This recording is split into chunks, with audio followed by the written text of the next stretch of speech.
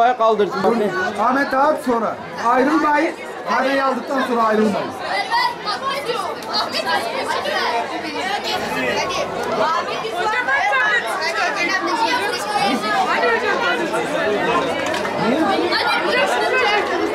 Hadi. Bak basın sizi bekliyor.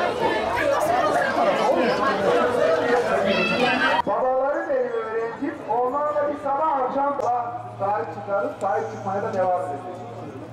Sizlere teşekkür ediyorum. Tebrik ediyorum. Rabbim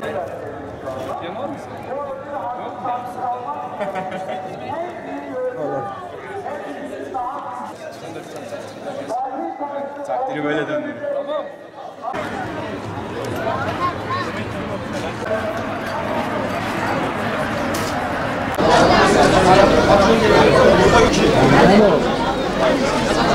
Tamam.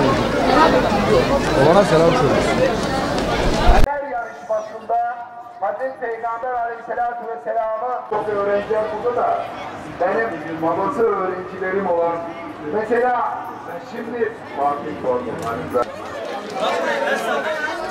evet sallayın Adıyaman birincisi ve Türkiye oldu.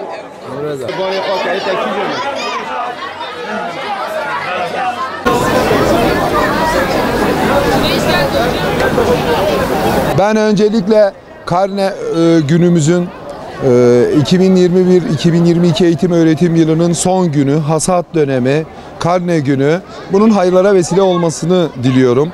Adıyaman Anadolu İmam Hatip Lisesi olarak işte görüyorsunuz çocuklarımızın elinde hep takdir var maşallah. Gerçekten dün öğleden bu tarafa hep takdir imzalıyorum. Çok başarılı bir eğitim öğretim yılı geçti. 2 yıl pandemi arasından sonra.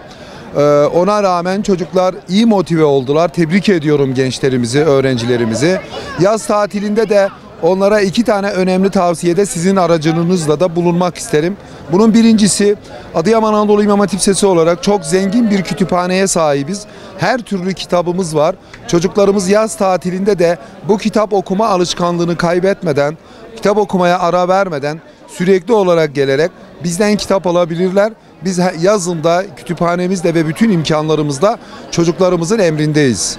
Dershanem okulumda projemiz, DYK kurslarımız, DYK'larımız ve diğer kurslarımızla sportif, sosyal, kültürel etkinlikler devam edecek okulumuzda.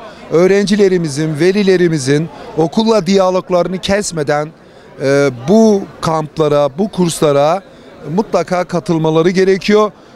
Çünkü yürüyen oturana mutlaka fark atar.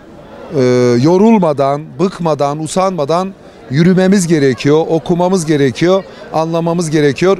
Türkiye'nin, anne babaların, ülkenin bu güzel çocuklara gerçekten ihtiyacı var. Karne aldım, çok mutluyum. Öğretmenlerime teşekkür ederim. Çok mutluyum. İmam Hatip okuduğum için çok mutluyum. İmam Hatip Proje Ortaokulu'nda olduğum için çok mutluyum. Karnelerimi aldım.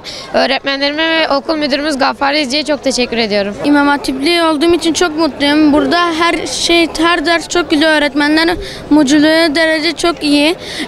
Sayın müdürümüz Gaffar Hoca'ya teşekkür ederiz. Takdir mi aldın? Teşekkür. Takdir aldım. Hocam Allah'a emanet olun. Allah öpmeden bırakın. İnşallah hocam Allah'a emanet olun.